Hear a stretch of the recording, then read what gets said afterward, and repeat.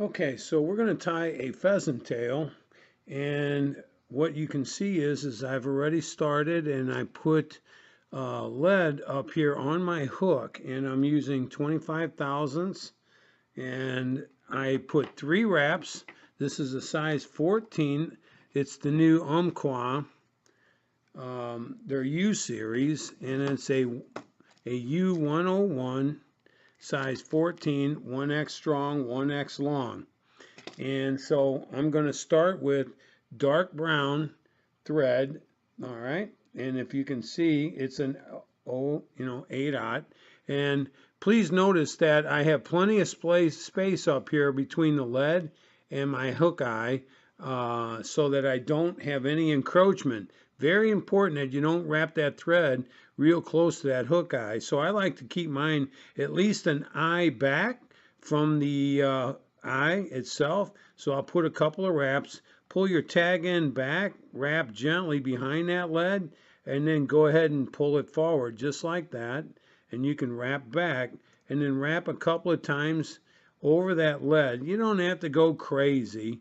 What you want to do is, your whole goal here is to just keep it from unraveling, mainly while you're tying. So I'm going to wrap all the way back now to the hook point and pretty much let it hang there. Cut my tag, and I'm going to go ahead and put on my wire, and I'm going to be using for my wire small copper.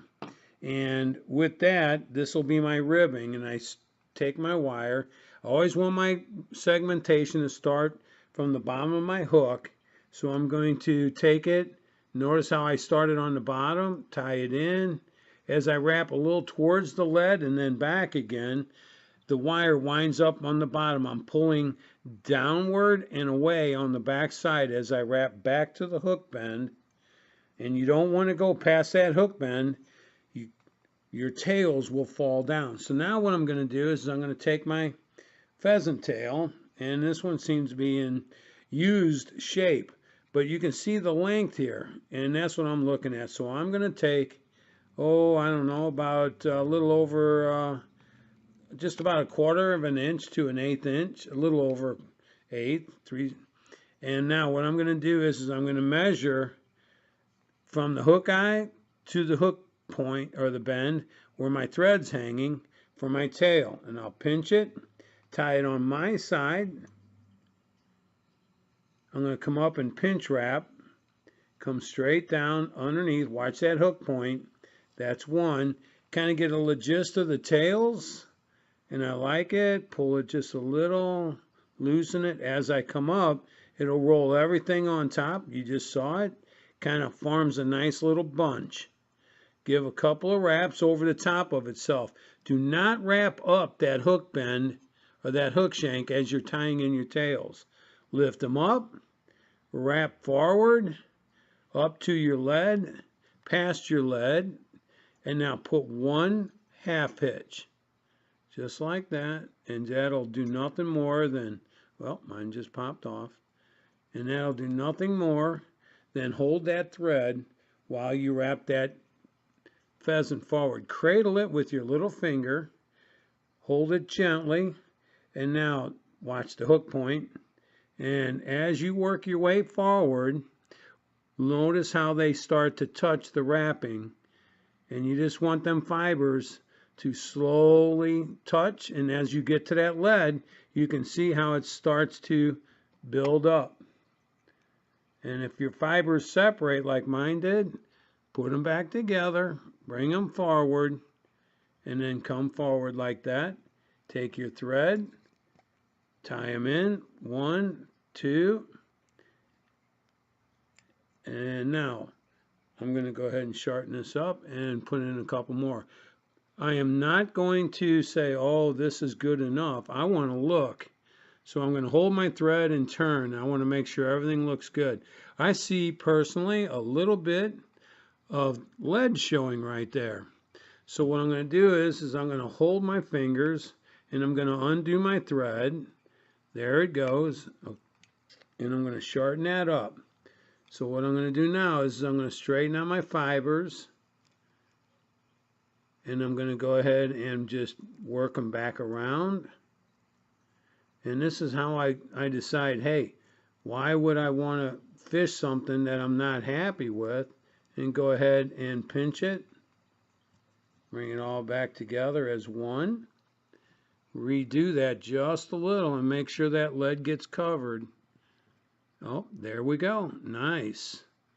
And I'll get one more wrap. And then I'm going to go ahead and shorten my thread and redo it. One more to make sure.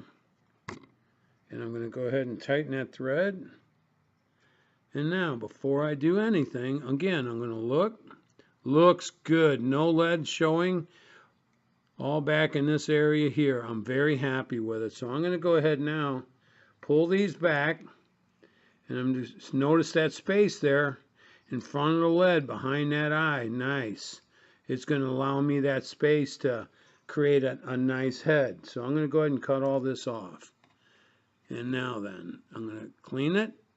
And I've got a nice tail and abdomen. So I'm going to take this copper, clean it up. And I'm going to put a nice half hitch right here. Keeping a little bit of tension on it so nothing unravels. And we're good. I'm now going to cradle again. Hold my copper, and I'm going to do some nice segmentation, watching that hook point. And I'm going to go 1, 2, 3, 4, and 5. And now I'm going to crawl up where the abdomen's going to be. And now I'm going to take my thread and wrap around that copper. And so from there, I've got a nice segmentation. I'm going to take that copper and I'm going to pull it to me. If you noticed, it was counter wrapped, and I'm going to wrap right over the top. And now I'm going to pinch that hook with my thumbnail and my index finger and worry it off. That way I don't pull any of that segmentation together. Now from here, I'm going to go ahead and I'm going to reach in and I'm going to come down in this bottom side here. And you can kind of see how this looks dark. Well, that's what I want for my shell back. So I'm going to reach in and grab me about 1/4 of an inch.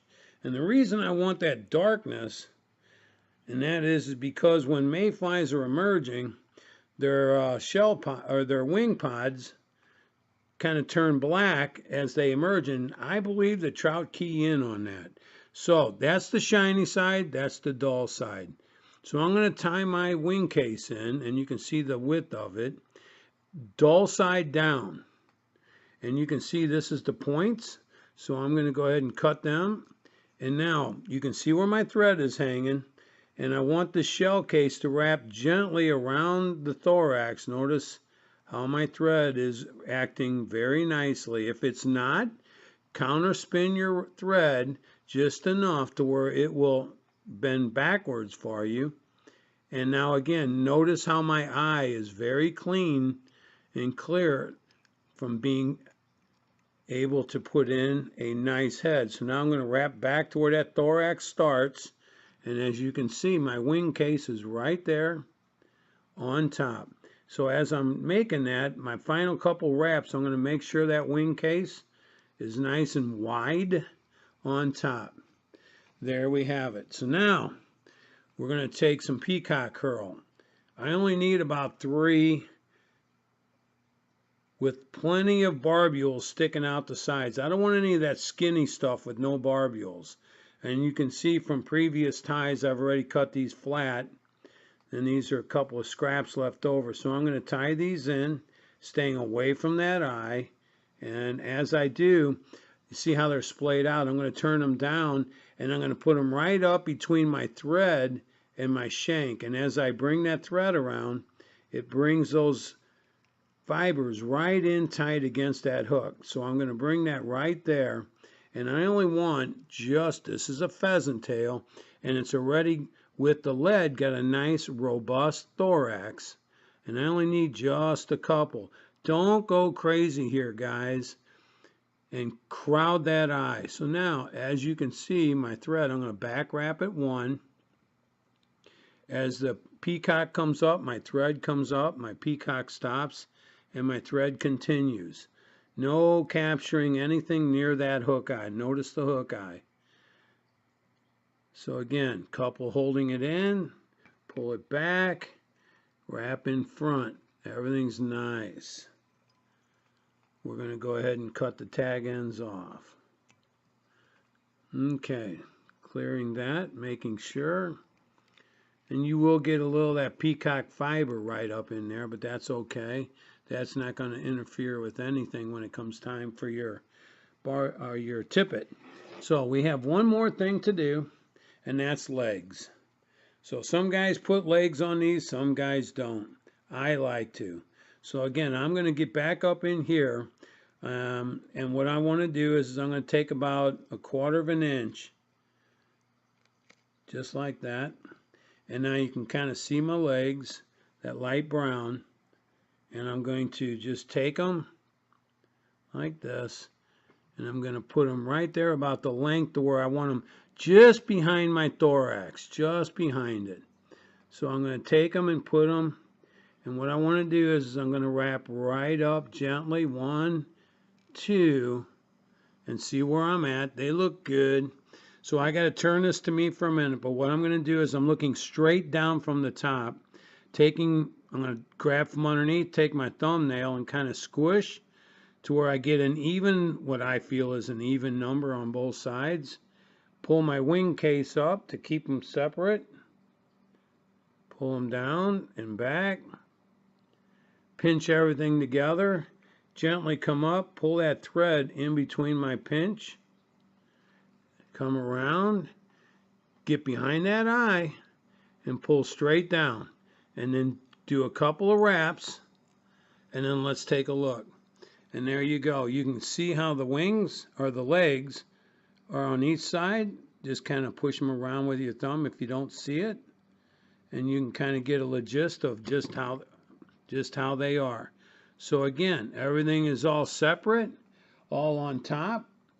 And the legs are pretty much even on both sides. If they're not, hey, again, I'm not satisfied. Looks like I only got one leg over there. So here we go. Let's take that thread off. Let's take that wing case. Pull it back. I don't know how come or why, but we're going to take these legs and we're going to do it again. Just like that. We're going to come and pinch. Take that wing case. I'm going to see if I can do this a little different so you can see. And then I'm going to pull that wing case forward. Pinch all the way up in front. Pinch my thread.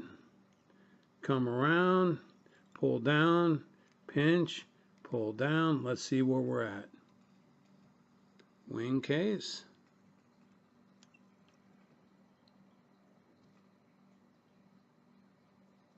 Not bad. Keep them all there. Well, I like that even better. So I think we're going to go with this and we're going to just tighten her in. So I'm wrapping over and back, creating a nice head, locking everybody in. I'm going to pull back. As you can see, my eye is very clean.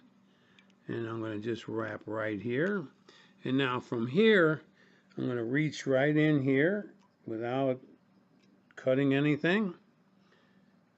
And I'm not going to worry too much about these guys sticking up, and I'll tell you why. I'm going to come in and build my head right over the top of them. I'm not too concerned about beautifying it. I'm more concerned about it coming apart. There they go. They're hidden. They're gone. And now let's whip finish. We have a nice, robust head, a clean eye. Our legs. Let's cut our thread. Let's see what we got. Nice.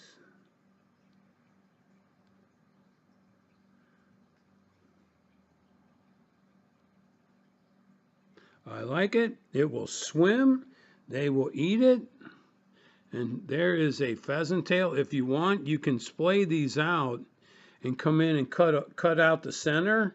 And you can get a V on your tail if that's what you really, really want. I personally am not that big of a fan of that on the pheasant tail because, again, this is a fly I like to drift. dropping in that plunge pool above. Stand below that plunge pool in a wild trout stream, cast up, way above it, let it bumble down through that ankle deep, you know, aerated water, acting like a mayfly that got lodged loose. It hits the top of that plunge. It gets pushed down into the bottom or midstream in the current, and it comes through that plunge pool where the trout are living. They don't get a long time to look at it. They eat it up. That's one of the best ways. Drop this below a caddis, an elk-haired caddis, and that's the way you can fish all your wild brown trout streams out in New Mexico and Colorado and all those little trout streams, even east. I just love this pattern with that little bit of weight. You don't need any flash or anything. I fished this on the Asable up north in Michigan and caught all the trout I needed to by casting and letting it do the lasering or whatever you want to call it lift. Beautiful pattern. Can't be beat.